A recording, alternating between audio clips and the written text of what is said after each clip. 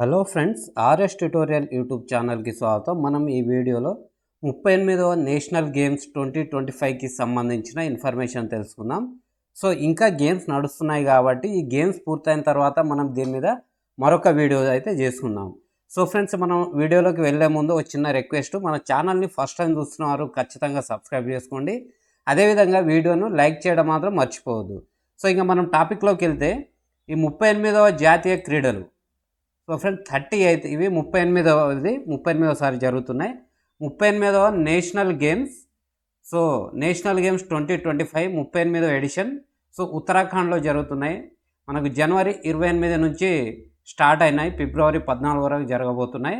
So ఇది ఎక్కడ start అయిందంటే Rajiv Gandhi international cricket stadium, Dehradun. So డెహ్రాడూన్లో స్టార్ట్ అవ్వడం జరిగింది. ఇది దీనికి సంబంధించిన లోగో ఫ్రెండ్స్, చూడండి ఇక్కడ ఈ లోగో.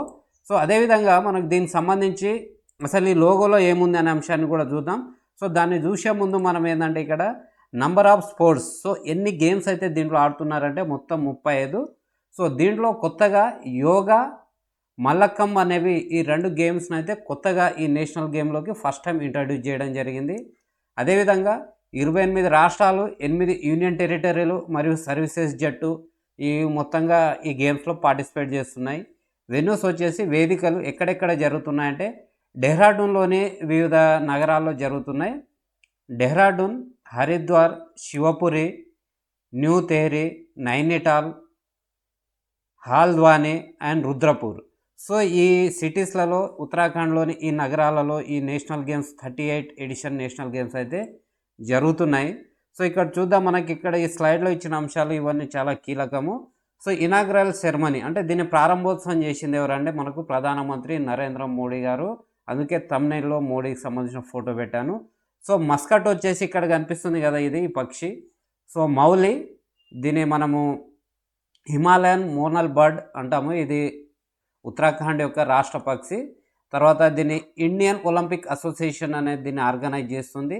దీని యొక్క ప్రాముఖ్యత అంటే ఈ గేమ్స్ ఎందుకు పెడుతున్నారు అనేది చూస్తే మనము స్పోర్ట్స్మెన్షిప్ని ప్రమోట్ చేయడానికి, సో దేశం వ్యాప్తంగా ఉన్న టాలెంట్ని ప్రమోట్ చేయడానికి, ఆ టాలెంట్ని బయటికి తీసుకురావడానికి గుర్తించి అనేది ఈ నేషనల్ గేమ్స్ నిర్వహించడం జరుగుతుంది. సో దాంట్లో భాగంగా మనకు చూస్తే ఈ ఇండియన్ ఒలింపిక్ అసోసియేషన్కి అంటే ఇప్పుడు ఉత్తరాఖండ్గా దీన్ని కండక్ట్ చేస్తుంది కదా గేమ్స్ని. సో ఈ అవకాశం ఎవరు ఇచ్చారంటే ఇండియన్ ఒలింపిక్ అసోసియేషన్ అనేది ఉత్తరాఖండ్కి ఇవ్వడం జరిగింది. సో మనకు ఓవరాల్గా అయితే మనకు ఈ 2023 నేషనల్ గేమ్స్ గోవాలో జరిగాయి. అప్పుడు మనకు ఉత్తరాఖండ్కి బాధ్యతలు ఇవ్వడం జరిగింది. అయితే ఇక్కడ ఒలింపిక్ అసోసియేషన్ గురించి మాట్లాడుకుంటున్నాం కాబట్టి ఈ ఇండియన్ ఒలింపిక్స్ అసోసియేషన్ ప్రెసిడెంట్ వచ్చేసి పిటి ఉష. ఈ ఒలింపిక్ అసోసియేషన్ వచ్చేసి 1927లో దీన్ని ఏర్పాటు చేయడం జరిగింది మొట్టమొదటిసారిగా. సో ఇప్పటికీ ఈ ఇండియన్ ఒలింపిక్ అసోసియేషన్ కొనసాగుతూ ఉంది. పిటి ఉష గారు దీనికి ప్రెసిడెంట్గా ఉన్నారు. సో ఆ తర్వాత చూస్తే ఇక్కడ మనము థీమ్, సో ఈ నేషనల్ గేమ్స్ 2025 సంబంధించి థీమ్ చూస్తే గ్రీన్ గేమ్స్. సో ఫ్రెండ్స్, మనకేంటంటే గేమ్స్ కావచ్చు, లేకుంటే ఏదైనా ప్రాముఖ్యత ఉన్న అంశాలు, లేకుంటే ఐక్యరాజ్య సమితికి సంబంధించిన ఆ ఇయర్స్ ఉంటాయి, ఆ ఇయర్స్, లేకుంటే మన భారతదేశము 2030 నాటికి ఏం సాధించాలని లక్ష్యంగా పెట్టుకున్నది, సోలార్ కావచ్చు, లేకుంటే ఈ టీబీ నివారణ గురించి కావచ్చు, ఇలాంటివి ఉంటాయి కదా లక్ష్యాలు, టార్గెట్ ఇయర్స్ ఇట్లా ఒక సైడ్ ఇచ్చి మ్యాచ్ ది ఫాలోయింగ్లో మనకు అడిగే అవకాశం ఉంటుంది. సో టార్చ్ వచ్చేసి ఇక్కడ ఈ సీఎం గారి చేతిలో కనిపిస్తున్న టార్చ్ వచ్చేసి ఇది మనకు తేజస్విని దీని పేరు. So total number of teams వచ్చేసి 37. సో ఈ 37 టీంలలో నుంచి 10,000 మందికి పైగా అథ్లెట్లు అయితే గేమ్స్లో పాల్గొంటున్నారు. సో దీని యొక్క మోటో వచ్చేసి సంకల్ప్ సే శిఖర్ తక్. So from resolution to zenith అని ఇంగ్లీష్లో సంకల్ప్ సే శిఖర్ తక్. సో బీజేపీ గవర్నమెంట్ ఉంది, నేషనలిస్టిక్ గవర్నమెంట్. సో వీరు హిందీకి ప్రాముఖ్యతనిస్తారు కాబట్టి ఇక్కడ ప్రతి అంశానికి వారు హిందీ పదాలను పెట్టడం జరుగుతుంది కాబట్టి దీన్ని గుర్తించాలి. ఒకవేళ ఇంగ్లీష్ పదాలు అనేవి ఉంటే మనకు ఆటోమేటిక్గా అది స్టేట్మెంట్ రాంగ్ ఉండే అవకాశం ఉంది. సో ఎలిమినేషన్లో ఇది కూడా ఒక చిన్న అంశము. ఆ తర్వాత మొత్తం వచ్చేసి 35 గేమ్స్ అయితే నిర్వహిస్తున్నారు. అథ్లెట్స్ ఓత్ అంటే ఈ ప్రమాణ స్వీకారం అథ్లెట్స్ సంబంధించి ఎవరు చేశారంటే లక్ష్య సేన్.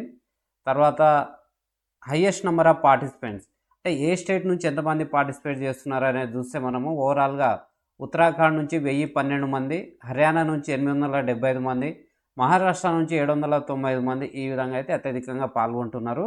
సో దీన్ని ఆర్గనైజ్ చేసేది ఎవరు? ఇది మనం ఇంతకుముందే మాట్లాడుకున్నాము. ఇండియన్ ఒలింపిక్ అసోసియేషన్ పర్మిషన్ ఇచ్చింది ఉత్తరాఖండ్కి ఇది నిర్వహించడానికని అనుకున్నాం కదా.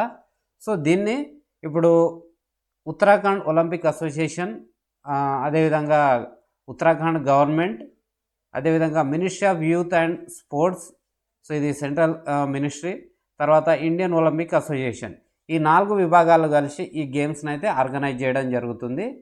సో ఫ్రెండ్స్, మన ఈ వీడియో కింద మీకు నచ్చినట్లయితే ఖచ్చితంగా లైక్ చేయండి. అదేవిధంగా ఏదైనా స్పెసిఫిక్ టాపిక్ మీద మీకు వీడియో కింద ఇన్ఫర్మేషన్ అవసరమని మీరు భావిస్తే మాత్రం ఖచ్చితంగా కింద కామెంట్ సెక్షన్లో చెప్పండి, నేనైతే చేస్తాను. సో ఈ 38వ నేషనల్ గేమ్స్ సంబంధించిన లోగో ఇక్కడ ఉంది కదా ఫ్రెండ్స్, మనకు 38 national games Uttarakhand silver Jubilee years అని. సో ఇక్కడ మనకు దీంట్లో ఈ లోగోలో ఉన్న ఫీచర్స్ ప్రామినెంట్గా కనిపిస్తున్నాయి, 3 కనిపిస్తుంటాయి మనకు. ఒకటి వచ్చేసి హిమాలయన్ పీక్, ఇక్కడ ఈ వైట్ కలర్లో కనిపిస్తున్నాయి హిమాలయాలు. తర్వాత హిమాలయన్ మోనల్, సో ఈ బర్డ్ ఉంది కదా ఇక్కడ కనిపిస్తున్నది హిమాలయన్ మోనల్ బర్డ్. ఆ తర్వాత గంగా రివర్, ఈ మధ్యలో కనిపిస్తున్నది బ్లూ కలర్లో, ఇది గంగా రివర్. సో ఈ మూడింటిని కలిపి ఈ లోగోని అయితే డిజైన్ చేయడం జరిగింది. కాబట్టి సో దీని గురించి కూడా అడుగుతారా అంటే, మనం ఈ మధ్యలో వస్తున్న క్వశ్చన్స్ని చూస్తే ఇప్పుడు ఇది చాలా అంటే ఒక లోగోలో ఈ రివర్ని పెట్టడము, పక్షిని పెట్టడము, ఈ హిమాలయాలు ఇవన్నీ అన్నిటిని కలిపి ఒక లోగో డిజైన్ చేయడం కూడా ఇది చాలా అంటే ఊహించనిది. కాబట్టి మనకు ఎగ్జామ్లో అయితే క్వశ్చన్ వచ్చే అవకాశం ఉంటుంది. సో ఈ ఉత్తరాఖండ్ సంబంధించి న్యాచురల్ బ్యూటీ మరియు కల్చరల్ హెరిటేజ్ని మిళితం చేస్తూ ఈ లోగోని అయితే డిజైన్ చేయడం జరిగింది. సో అదేవిధంగా మనకి నేషనల్ గేమ్స్ సంబంధించిన హిస్టరీని ఒకసారి చూస్తే ఫస్ట్ ఈవెంట్ వచ్చేసి మనకు 1924లో జరిగింది. అది 101 సంవత్సరాల క్రితం నేటికి. తర్వాత ఎవరి 2 సంవత్సరాలు అంటే ప్రతి 2 సంవత్సరాలకి గేమ్స్ జరుగుతాయి. బట్ కొన్నిసార్లు 1 ఇయర్కి 3 ఇయర్స్కి అట్లా కూడా జరిగే అవకాశం కూడా ఉంటుంది. బట్ జనరల్గా అయితే మనకు ఆ ఆప్షన్స్లో 2 ఇయర్స్ అని ఇచ్చిన, ఈ 2 కలిపి ఇచ్చిన అట్లా మనం అయితే గుర్తుంచుకోవాలి ఫ్రెండ్స్. అదేవిధంగా మనకు ఇప్పుడు 38వ గేమ్స్ నడుస్తున్నాయి. కాకపోతే మనకు 38వ గేమ్స్ ఇంకా పూర్తి కాలే, ఫిబ్రవరి 14 నాడు పూర్తి అవుతున్నాయి. కాబట్టి అప్పుడు మనము దీనికి సంబంధించి ఒక స్పెషల్ వీడియో చేసుకుందాం. ఇప్పటివరకు అయితే మనకు 37వ నేషనల్ గేమ్స్లో ఎవరికి ఎన్ని పథకాలు వచ్చినాయనేది చూస్తే మనకు టాప్ 3 చూద్దాం. సో ర్యాంక్ 1 వచ్చేసి మహారాష్ట్ర, 67 గోల్డ్ మెడల్స్, మొత్తం 193. తర్వాత సెకండ్ వచ్చేసి services, so 52 gold medals, 102 total medals, 2వ స్థానంలో ఉంది. తర్వాత హర్యానా థర్డ్ ప్లేస్లో ఉంది, 48 గోల్డ్ మెడల్స్, ఓవరాల్గా 128.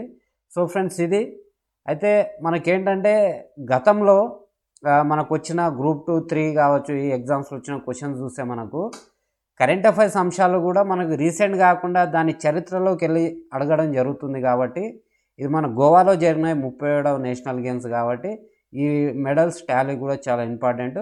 సో ఇంకా పాత వాటి గురించి కూడా ఇంకేమైనా ఇంపార్టెంట్ ఇన్ఫర్మేషన్ ఉంటే మనము ఫిబ్రవరి 14 తర్వాత, ఫిబ్రవరి 14 లేకుంటే 15వ తారీఖు నాడు ఈ 38వ నేషనల్ గేమ్స్ మీద ఒక కంప్లీట్ ఒక 1 అవర్ వీడియోని అయితే తీసుకొస్తాను. సో ఈ వీడియో కింద మీకు నచ్చినట్లయితే లైక్ చేయండి. అదేవిధంగా మన ఛానల్ని ఫస్ట్ టైం చూస్తున్న వారు ఉంటే ఖచ్చితంగా సబ్స్క్రైబ్ చేసుకోండి. So thank you very much. జై హింద్.